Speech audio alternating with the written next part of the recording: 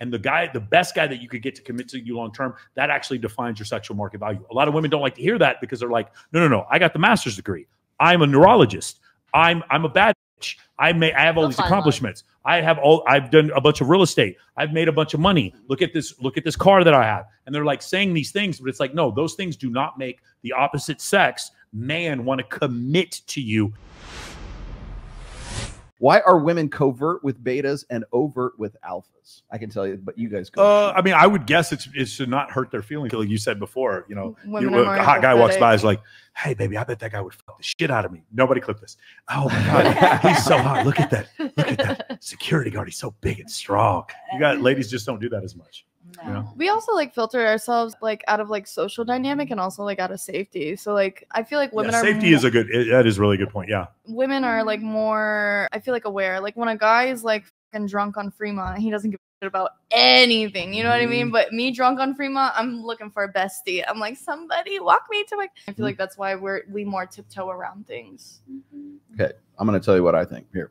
So the reason why women are covert with betas and overt with alphas is because alphas represent a high value opportunity. And so they cannot risk missing out on that opportunity. Oh, so you're saying like they're more careful? Well, no, they're more overt. They want to make sure that there's no miscommunication whatsoever. I want to you. That's basically what it comes down. Gotcha. They're much more in your, because women have a time frame from 18 to 28 years old, or just more normally speaking, that 10-year time frame, where it's like, once they get to a certain point, then sexual market value begins to decay. If they see a guy who's more alpha during that time, they cannot afford not to get with that guy. Whereas a beta, they can afford to take their time with that guy because they're like, maybe something better will come along. The other thing is, like, as I was saying before, is when women communicate in like their language, in covert language, it's usually because the beta male guy is seen as a hindbrain, is seen as being more female, being more in his feminine energy, whatever you want to call it. I've said this before: is women have boyfriends and girlfriends. If you're not f***ing her, you're her girlfriend. And the reason why that, and I know it's funny, but the reason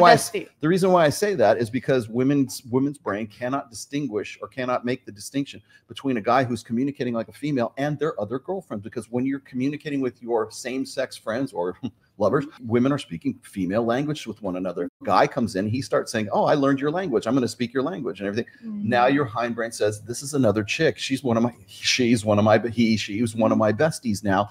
And so therefore, when that guy tries to make the jump from being the friend to being the lover, it's like, oh my gosh, I thought you were a nice guy. I didn't know you were like this. You were trying to trick me the whole time because you were trying to get in there and like make me, endear yourself to me. And so therefore they feel betrayed because they think that this is a girlfriend, because men are stupid and men are simple. And so we have to speak their language because you're an alpha. I want to get with you. You don't understand my language. So me want to fuck you. Like that's. Oh yeah. Any guy I've ever been like sexually interested in. It's straightforward because women will speak men's language is in their best interest to do so, or they're exasperated to the point where it's like he's not getting it, so I have to say, get away from me, you freak. Like that, because they want to make sure they're speaking male language, and I don't want there to be any possibility of you not understanding what I'm about to say to you. That's why they want to get you away. Yeah, or you have to be very direct. Or it's, you're hot and I really want to. Are you DTF? Yes, I am. Okay, let's go. Yeah. So I have a question. Do you think there's alpha females and beta females as well? There's no such thing. Well, or dominant females. There's no such thing as an alpha female. There are alpha males with tits and vaginas. Basically. So just consider this, right? The male neurologist and the female neurologist. The male neurologist, he'll make a lot of money and be a leader of men. He might even be asked to go on other people's podcasts as an expert. He might write a book. For all these different reasons, the thing that make him professionally viable also make him attractive to women. Now let's take the female neurologist. The female neurologist, she's the leader. She's the head of her department at a university. She saved millions of people's or hundreds of people's lives. She makes millions of dollars a year. But the things that make her professionally viable do not make her sexually attractive. And in fact, the more money she makes and the older she gets, the less attractive she is to men. And that's the problem. That's why it's very different. So what you're saying is, it's like saying an alpha female is like saying the woman with the biggest penis. Like, it doesn't make sense. You're trying to judge women on male. You're trying to judge women on male criteria, and because of that, it's not that it's like you're missing the mark. It's like they don't even live on the same plane of existence. Yes. For a woman, it's like, there's a really great way I've heard this discussed. It's like my sexual market value and your sexual market value is defined entirely by the partner that we can get to commit to us. Does that make sense? Okay. Okay. So it's not for me, if I could go out and if I can get a lot of women, if I pay prostitutes or whatever like that, I can't get these women to commit to me. So that doesn't increase my sexual market value. But if I could get a young, beautiful woman to commit to me, then that kind of defines what my sexual market value is. As a woman, a lot of times they'll be on dating apps and they'll right swipe or the left swipe 600 times and they'll be like, oh, I'm better than these guys. I'm like, no, you could get those guys to sleep with you, but you couldn't get those guys to commit to you long term. And the best guy that you could get to commit to you long term, that actually defines your sexual market value. A lot of women don't like to hear that because they're like, no, I got the master's degree. I'm a neurologist. I'm a bad bitch. I have all these accomplishments. I've done a bunch of real estate. I've made a bunch of money. Look at this car that I have. And they're like saying these things, but it's like, no, those things do not make the opposite sex man want to commit to you. And so that's where the difference comes. I was more thinking of it in terms of like communication style, because working in a strip club, you come across like all different types of women, right? And I've come across women that are super aggressive, very authoritative, very assertive.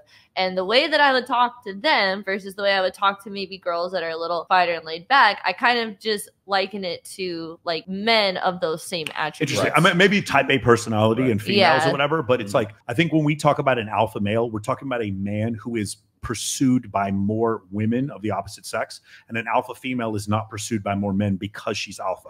It's quite the opposite. Like Cardi B could be physically attractive, but most men don't want to be with her because she keeps talking about using men. That doesn't make us, like when I listen to Cardi B talk about drugging when she was a stripper and she would men and rob them, that doesn't make me more attracted to her. Does that make sense? Yeah. Her having several, when I see another woman who would be also physically attractive and that woman doesn't have all this baggage with her, she could actually be more attractive to Cardi B and sell fewer records. Does that make sense? For men, it's not the same way. It's not. Okay. You have two guys to choose from, and one of them is just more accomplished, more charismatic, and funnier, but they look the same. You guys are not going to choose the other one. You're going to these things that make him more alpha, you find more attractive. Things that make women more alpha, we don't find more attractive. Yes. And women not only don't understand this, they find this offensive. Because if you were to look at like statistically, you guys understand if your income goes up, what do you think the likelihood of a man cheating? Do you think it increases or decreases? It increases. I love it. You work at a strip club, so you know what I'm saying. 100%. Right? Okay. And now here's another one. Satoshi Kanazawa, he writes a book called The Intelligence Paradox. If a man's